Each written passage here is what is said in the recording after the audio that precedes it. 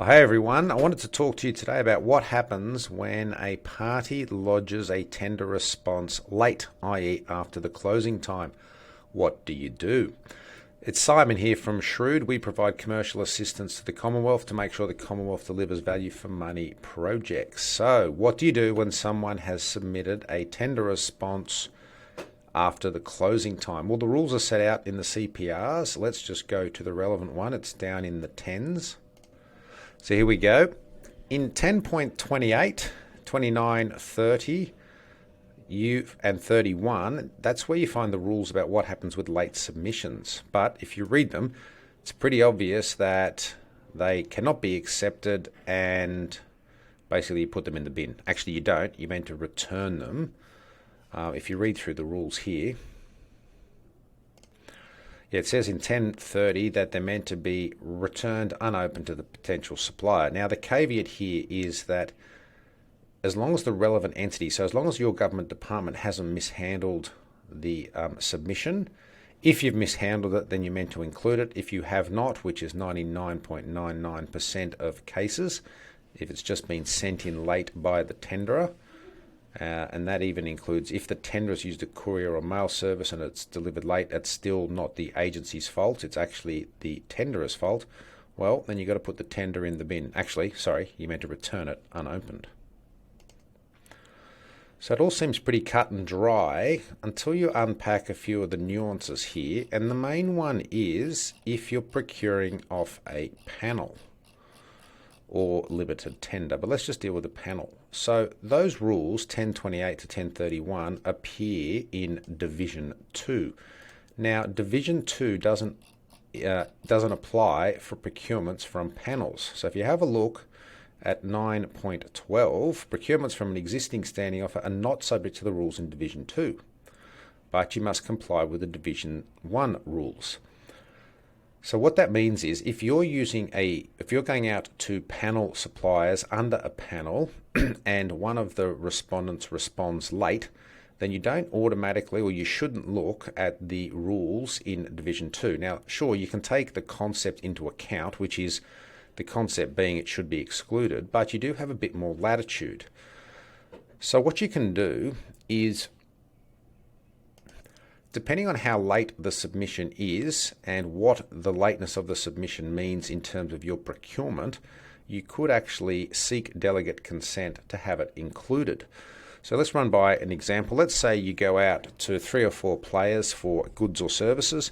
Let's say only 2 of them respond, and let's say one of those responses is late, and let's say it's not much late, but say an hour late. Then what does that mean? Well, because it's under a panel, according to 9.12, Division 2 doesn't apply, so you don't have to look at those automatic provisions in 1028 to 1031, which means you can consider including that late response. Because what you've got to think about too in all of this is, whilst there's a process contract, and I know that you could always argue that there isn't a process contract because the government would include terms and conditions in the tender document saying that no process contract is created. My personal view is that, there is a process contract because you're saying in the request for quote how you're going to do things and what process. So let's just assume that the process contract that's created, hang on a sec, sorry, I just had something in my throat, but this process contract that's created basically sets out the process by which the agency will conduct the procurement. Now, if you want to deviate from that process by, say, including a bid that is an hour late, you need some good reasons.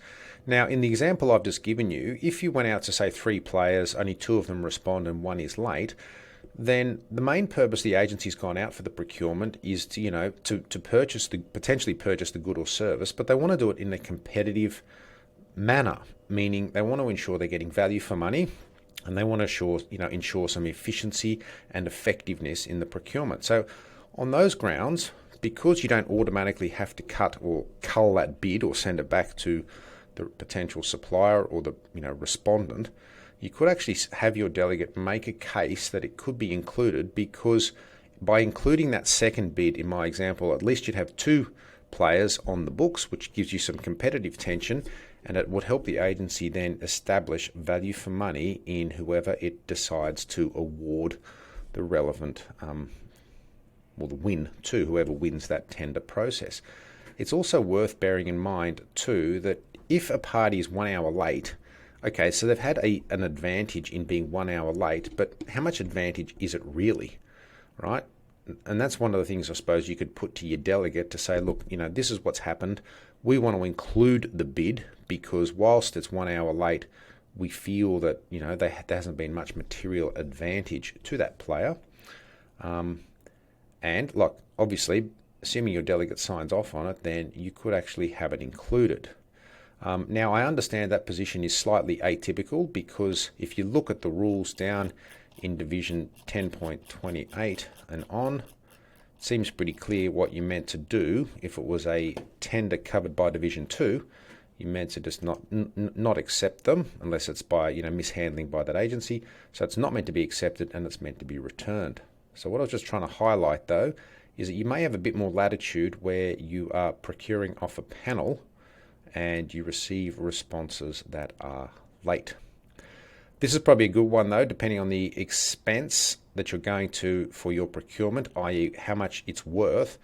Probably a good one to get external probity advice on and make sure then that your delegate is happy, because your delegate would probably want the benefit of being able to rely on that external probity advice in helping them make their decision. Now, it obviously doesn't exclude the delegate from making the decision, and what I mean by that is having the probity advice is just one piece of information the delegate should consider, but delegates being delegates and the Commonwealth being the Commonwealth, it's a pretty safe bet that they'd like the protection of that external probity advice. So in this case, probably a good idea. But that's something to think about when you're procuring off a panel. If you receive a late response, you don't automatically have to put the response in the bin / return it to the supplier. But if you want to try and keep it in, you're going to have to make a case, and obviously you're going to have to convince your delegate. But something worth thinking about. Anyway, hope that helps. If you have any questions, feel free to get in touch, simon@shrewd.com.au or 1800 747 393, 1800 Shrewd. Thanks very much.